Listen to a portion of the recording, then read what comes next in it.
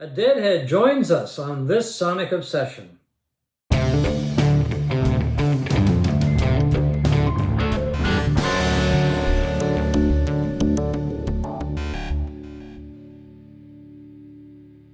I'm John Wooden, and right over here is Steve McLeod. I have a hard time because we're in a different room, is Steve McLeod, and welcome to this Sonic Obsession.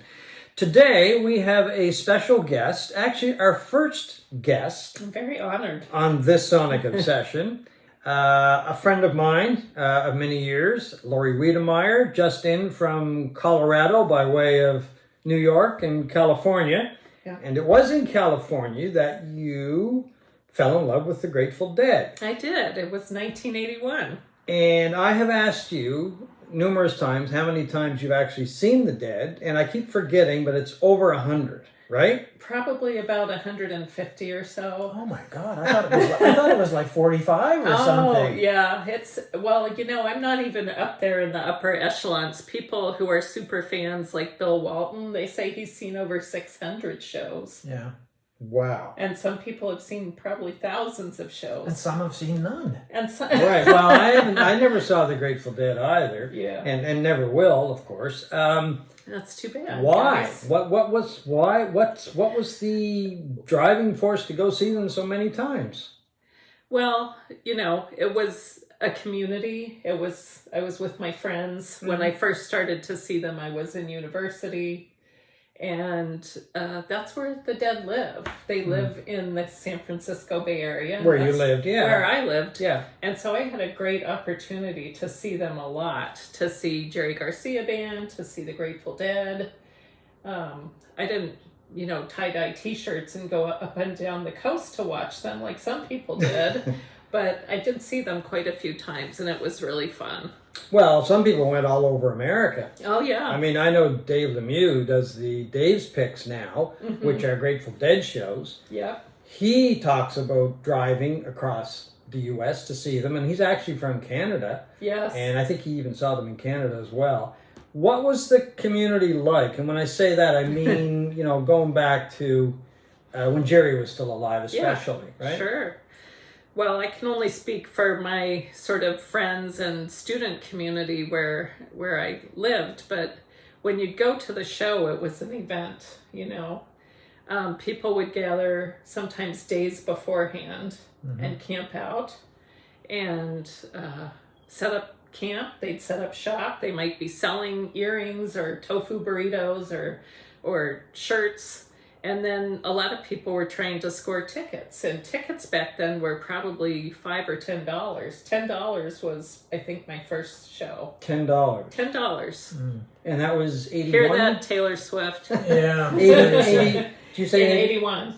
Gracious. And Yeah. now, any idea when the Dead wrapped it up, and I'm talking when Jerry was still alive with the band, any idea what the tickets cost then? Not a lot.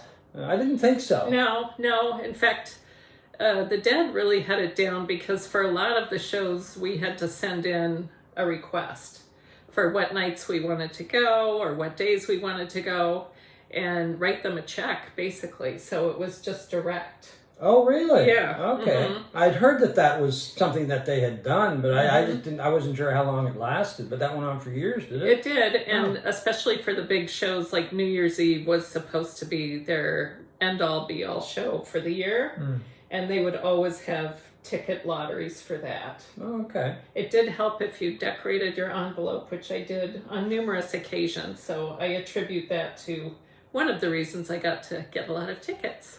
So what was the thing that you loved about the Dead and love about the Dead? The music. What was it about the music? Well, it was the Fat Man, Jerry. I mean, he was just a fabulous guitarist, and I liked his songs the most. First, Bob versus Jerry. You had a few Phil Lesh songs thrown in there, but I really liked Jerry's music a lot. And his guitar playing, And of course. his guitar playing, definitely. Garcia wouldn't be known as having someone who has a strong voice, but he's got a very unique voice. So I'm assuming that was part of it as well, was it? Definitely. And just the whole ensemble of the band. I mean, 2 drummers. Yeah. A lot of percussion. Phil was awesome on bass. I don't know. Was I just enjoyed was it an immediate like for you? Because as a non-Deadhead fan, a non-Dead fan, I can't. I've tried, and I don't really get it. So you got to explain to me, what was it about the sound, the scene? It's the whole thing, Steve. I mean, that's a great question. And, you know, obviously there's a lot of people that are taking a lot of substances at the concerts too, Right. which could help you perhaps get into the right headspace, right? I'm not saying that I did that, but a lot of people did that. What would you say the percentage of people were high during these concerts? 99? No, I don't know. I didn't know this either. I was looking at this book. I'll just hold it up really Yeah, that's a beautiful book. It's one that my husband got for me. It's going to probably show up backwards, but it's full of all these great photos of concerts all the way from 65 through the end of Jerry, basically. And they actually had a AA meeting at the shows called Wharf Rats, and that was a group for people that wanted to be sober during the show. So that's really kind of cool. Oh, that's interesting. Yeah. So what was the best show? Probably anything at the Greek Theater in Berkeley. I just love that venue. You could see both the San Francisco Bay Bridge and the Golden Gate Bridge. So it's an outdoor venue? It's an outdoor venue at UC Berkeley. Right. And that was kind of like Deadhead Central. When there was a show there, that was kind of the one you wanted to be at. And also at Stanford, Frost Amphitheater, which was also a beautiful tree-lined amphitheater, like 7,000 or 8,000 people at the most. And they got so big there, playing there, it was so popular that they had to stop playing there, unfortunately. But I heard that the Dead really liked playing there too. What about the most disappointing show? Can you remember one? It's kind of the flip of that first question. That's a good, it wouldn't probably have to do with the band, but more like the circumstances, like it was raining and muddy or something like that. But I enjoyed all the shows. They were all different. Well, that's another thing. I was going to ask you, were they different? Absolutely. I listen to a lot of live shows, and yeah, there's some differences in there, but really, sometimes you really have to listen to grasp those differences. You do. It's kind of like being a connoisseur of wine or something like that, when it's the Franklin's Tower from the Garden in whatever year it was. So people do have a good ear for that, and they have their favorite shows. I'm definitely not an expert on their music, but I sure as heck enjoyed going a lot. So when Jerry passed away, the band continued in different incarnations. And I thought you had told me before that you had never seen them without Jerry, but I guess you did see them without Jerry. Well, you know what, John? I thought about that, and no, I haven't. Oh, you didn't? Yeah. Oh, okay. I thought I had seen them at a big show somewhere without Jerry, but it was with Jerry. So was that just, you weren't interested when Jerry died? No, that was it for me. Oh, okay. So did you ever hear any of the different incarnations? Yeah. What did you think of them? I mean, they were good, but they were different bands in my mind. Okay. Yeah. Favorite Grateful Dead album? I think I know the answer to that. American Beauty, I'd say. Yeah, there it is. Which is my favorite Grateful Dead album as well. That's a good one. And I think I know your favorite live album. I'm not sure, but I think I just took the step and grabbed it because it's one of my favorite. Oh, Reckoning, for sure. Grateful I Dead. love that. We played that all the time, top to bottom, all the time. Okay, and this is my favorite Grateful Dead live album. It is Europe 72. Yeah, that's a great one too. You got all the good ones. So when you saw them for the first time in '81, did you know the band that well, or were you just going because you were going with your I was just friends? going along for the ride with my friends. So I guess that's what college is all about, right? Right. Yeah. So, and then I just really enjoyed it and wanted to go with them, and we hung out near school during the summers, and that was a great time to see them too, because all the shows would be outdoors, and that was great. So we saw them recently in the film Meet Up at the Movies, the 2023 version. which is something they started, I believe it was back in 2011, different concert films or documentaries that get shown at theaters, I guess all around the world, or at least in North America, and people can go. You and I went. It was a great evening. Yeah. Thanks for going with me. Well, you're very welcome. I really enjoyed it. There was only one other person there, which I thought was very disappointing. What about you? Oh my gosh, I was crushed. Yeah. And he left early. He did. He left during One More Saturday Night, which, admittedly, that's not my favorite song either. But no. It was a good show. They usually pick one show and a memorable show, and they, show it all the way through. And so John was a trooper. Well, that was from 90. Excuse me. That was from 91, I believe. That show from Soldier Field in Chicago. Right. Yeah, I was disappointed more people didn't show up. Do you still listen to the Dead? Oh yeah. When Sirius satellite radio, which do you guys have that now in Canada? Do you have satellite radio here? Oh yeah. So you have Sirius, okay, or satellite radio. They have a Grateful Dead channel, and that is just for me a true prescription for happiness. Just turn on the Grateful Dead channel. So, did you find the shows too long or not long enough? Because they were well known for going 3 hours, or even more, I guess, in some cases. Or was it enough, or would you be standing there or sitting there waiting for more or wanting more? Oh, we'd always beg the band to come back for really? more. Yeah, always. That was just part of it, And, there's a lot of folklore around that. If Jerry smiles at you, you're going to have healthy children. If they come back and play this or that. Oh, really? Yeah. So tell us some more about those things. Well, Jerry would always show up in black, pretty much head to toe black. He wasn't a svelte person. No. He, lived with diabetes. That was basically what he succumbed to, complications of. And we know Jerry had a sweet tooth. And he did a lot of drugs, but so he'd wear black all the time. But once in a while, he'd break out the blue T-shirt or the red T-shirt, and people would comment on that. It was like a wave going through the audience.